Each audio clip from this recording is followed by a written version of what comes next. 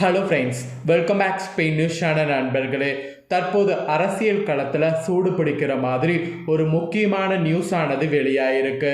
வெளியான இந்த நியூஸ் தான் சமூக வலைத்தளங்களில் ட்ரெண்டிங் ஆயிருக்கு.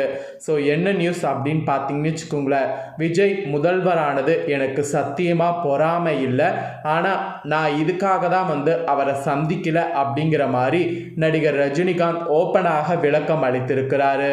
ஆக்சுவலி அவர் அளித்த இந்த பேட்டி தான் தற்போது சமூக வலைத்தளங்களில் சூடு பிடித்திருக்கு. ஸோ கடந்த நாட்களாகவே நிறைய அரசியல் சம்மந்தப்பட்ட நியூஸ் வெளியாயிட்டே இருக்கு. அந்த ஒவ்வொரு நியூஸுமே பல திருப்பு முனைகளை கொண்டு வர மாதிரியே அமைகிறது. அப்படிதான் ரஜினிகாந்த் அவர்களை விஜய் அவர்கள் சந்திக்க இருப்பதாகவும் அந்த சந்திப்பு வேணான்னு ரஜினி அவர்கள் சொன்னதாகவும் தாள்கள் வெளியாகி இருந்தது.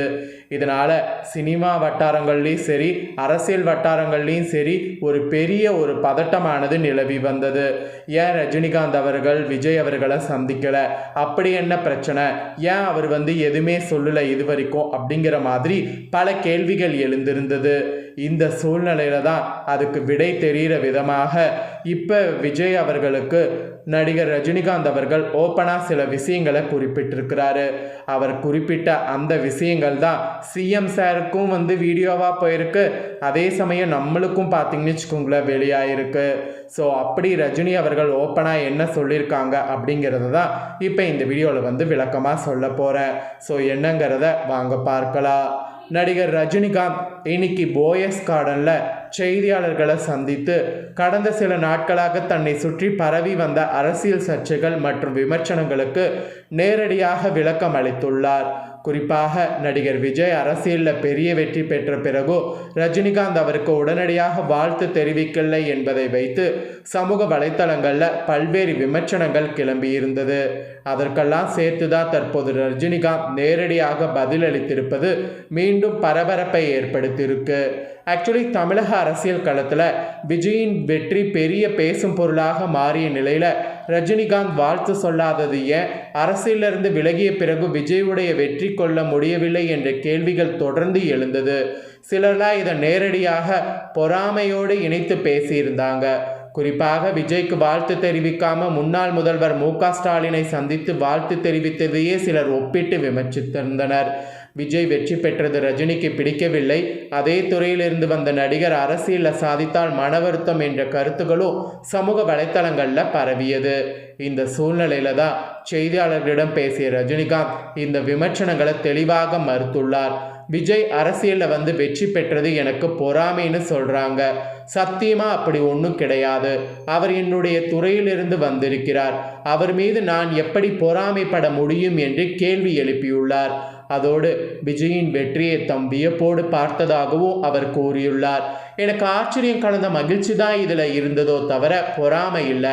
இத்தனை பெரிய அரசியல் கட்சிகளை எதிர்த்து வெற்றி பெறுவது சாதாரண விஷயம் கிடையாது. அது எல்லோருக்குமே ஆச்சரியம், அதிர்ச்சி, மகிழ்ச்சி ஆகிய உணர்வுகளை கொடுத்திருந்தது. அதே மனநிலையில தான் நானும் இருக்கிறேன் அப்படிங்கிற மாதிரி அவர் குறிப்பிட்டிருந்தார். அதோடு ரஜினிகாந்தனுடைய இந்த விளக்கம் சமூக வலைத்தளங்களில் வேகமாக பகிரப்பட்டு வருது.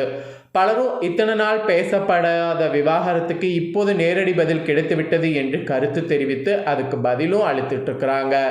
அதே நேரத்தில் சிலர் ஆரம்பத்திலே இந்த விளக்கம் வந்திருக்கலாம் என்று கூறி வருத்தமும் பட்டிருக்கிறாங்க. அரசியலிருந்து விலகிய பிறகு ரஜினிகாந்த் சுற்றி அரசியல் விவாதங்கள் அடிக்கடி எழுவது புதிய விஷயம் அல்ல. அவரது ஒவ்வொரு சந்திப்பும் ஒவ்வொரு கருத்தும் அரசியல் கண்ணோட்டத்தில் பார்க்கப்படுவது வழக்கமாகிவிட்டது. இந்த சூழ்நிலையில் விஜயின் அரசியல் எழுச்சி வந்ததால் ஒப்பிடக்கூடிய இயல்பான அதிகமாகவே இப்போ ஆயிருக்கு. குறிப்பாக தமிழ் சினிமாவின் 2 பெரிய நட்சத்திரங்கள் என்பதால் இந்த விவாதம் இன்னும் பெரிதாகி இருக்கு என்று கூட சொல்லலாம். ஆக்சுவலி ஏற்கனவே நேற்று நடிகர் ரவிமோகன் தனது தனிப்பட்ட வாழ்க்கை பிரச்சனைகள் குறித்து உணர்ச்சி வசப்பட்டு பேசியது பெரிய அளவில் பேசப்பட்டு வருது. அந்த பரபரப்பே அடங்காத நிலையில் இன்று ரஜினிகாந்த் தன்னை சுற்றிய சர்ச்சைகளுக்கு நேரடியாக பதில் அளித்திருப்பது சினிமா மற்றும் அரசியல் வட்டாரங்களில் மேலும் கவனத்தை ஈர்த்திருக்கு. ரஜினிகாந்துடைய இந்த பதிலால் குறைந்தபட்சம் பொறாமை என்ற குற்றச்சாட்டுக்கு முற்றுப்புள்ளி வைக்கப்பட்டிருக்கிறது என்பது ரசிகர்களுடைய ஒரு பெரும் சந்தோஷமாகவும் இருக்கு. ஆனால் சமூக வலைத்தள விவாதங்கள் இத்தோடு முடிவடைகிறதா அல்லது புதிய கோணத்தில் தொடருமா என்பதை பொறுத்திருந்து தான் பார்க்க வேண்டும். தற்போது இந்த நியூஸ் தான் சமூக வலைத்தளங்களில் வெளியாகி ட்ரெண்டிங் ஆகிட்டுருக்கு. ஸோ இதை பற்றிய உங்களுடைய கருத்து என்ன அப்படிங்கிறத கமெண்ட் பண்ணுங்கள். தொடர்ந்து பார்த்தீங்கன்னு வச்சுக்கோங்களேன், இன்னும் நிறைய முக்கியமான விஷயங்கள் வந்து இருக்குது. அதையும் உங்ககிட்ட ஷேர் பண்ணுறேன். அதையும் வந்து இந்த வீடியோவில் வந்து தெரிஞ்சுக்குங்க. ஏன்னா இதையும் நீங்கள் தெரிஞ்சுக்கிறது ரொம்ப ரொம்ப ரொம்ப ரொம்ப முக்கியம். மேலும் அரசியலில் 100% எனக்கு வெற்றி கிடைத்திருக்கும். சும்மா சம்பிரதாயத்துக்காக முதல்வர் விஜயை பார்க்க முடியாது என்று மேலும் பரபரப்பு வந்து இருக்குது. அதை பற்றியும் உங்களுக்கு சொல்கிறேன். அதையும் தெரிஞ்சுக்குங்க. தேர்தல் தோல்விக்கு பிறகு திமுக அதிமுக கூட்டணி ஆட்சி அமைப்பதற்காக நான் பேச்சுவார்த்தை நடத்தியதாக கூறப்படக்கூடிய தாள்கள் முற்றிலும் வதந்தியானவை என்று நடிகர் ரஜினிகாந்த் திட்டவட்டமாக அதை மறுத்திருக்கிறாரு. சட்டமன்ற தேர்தல் தோல்விக்கு பிறகு திமுக தலைவர் மு.க. ஸ்டாலினை நடிகர் ரஜினிகாந்த் நேரில் சந்தித்து பேசினார். இந்த சந்திப்பை தொடர்ந்து தமிழகத்தில் திமுக அதிமுக இணைந்து கூட்டணி ஆட்சி அமைப்பதற்காக ரஜினிகாந்த் தான் தூது சென்று பேசினார் என்று சமூக வலைத்தளங்களில் பெரிய அளவில் செய்திகள் பரவி இருந்தது. இந்நிலையில் இத்தகைய வதந்திகளுக்கு விளக்கம் அளிக்கக்கூடிய வகையில் இன்னைக்கு சென்னை போயஸ் கார்டன் உள்ள தனது இல்லத்தில் செய்தியாளர்களை ரஜினிகாந்த் சந்தித்து பேசினார். அப்போது அவர் கூறியதாவது என்னன்னா, தேர்தல் முடிவுகளுக்கு பிறகு நான் ஸ்டாலின் சாரை நேரில் சந்தித்தது உண்மைதான். ஆனால் எங்கள் சந்திப்புக்கு அரசியல் காரணம் எதுவும் இல்லை. ஸ்டாலின் சார் என்னுடைய 40 ஆண்டு கால நண்பர். எங்களுடைய நட்பு மற்றும் கொள்கை என்பது எப்போதும் அரசியலுக்கு அப்பாற்பட்டது.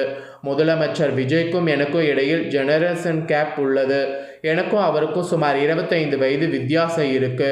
சிறு வயது முதலே நான் அவரை பார்த்து வருகிறேன். தற்போது அவர் மக்கள் ஆதரவோடு முதலமைச்சர் ஆகியிருக்கிறார். மக்களின் எதிர்பார்ப்புகளை விஜய் நிச்சயம் பூர்த்தி செய்வார் என்று நம்புகிறேன் என்று கூறியிருக்கிறார். நடிகர் சங்கம், கமல் உள்ளிட்ட திரைத்துறை பிரபலங்கள் பலரும் முதலமைச்சர் விஜயை சந்தித்து வாழ்த்து தெரிவித்தனர்.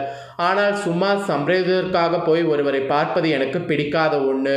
மக்கள் புதிய அரசை தேர்ந்தெடுத்துள்ளனர். எனவே முதலமைச்சர் விஜய்க்கு அவரது நிர்வாக செயல்பாடுகளை தொந்தரவின்றி மேற்கொள்ள இன்னும் 2 ஆண்டுகள் அவகாசம் கொடுக்க வேண்டும். அதுதான் அரசியலுக்கு வந்து ஒரு நேர்மை. ஸோ அரசியலுக்கு வந்திருக்கிறதுனால கண்டிப்பாக 100% வெற்றி பெற்று நிறைய வந்து இனி சாதிக்கணும் அப்படிங்கிற மாதிரி அவர் கூறியிருக்கிறாரு. அதே போல் இந்த ஒரு விஷயம் சமூக வலைத்தளங்களில் மேலும் பரவி இதுவும் வைரலாகிட்டு இருக்கு. ஸோ இதை பற்றிய உங்களுடைய கருத்து என்ன அப்படிங்கிறத கமெண்ட் பண்ணுங்கள்.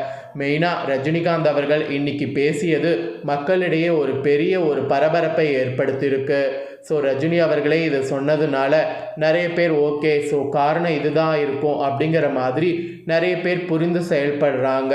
ஸோ அதனால் இந்த வீடியோவில் இருக்கக்கூடிய தகவல்களை உங்கள் ஃப்ரெண்ட்ஸ் ஃபேமிலிக்கும் ஷேர் பண்ணுங்கள். அவங்களும் பார்த்து பயன்பெறட்டும்.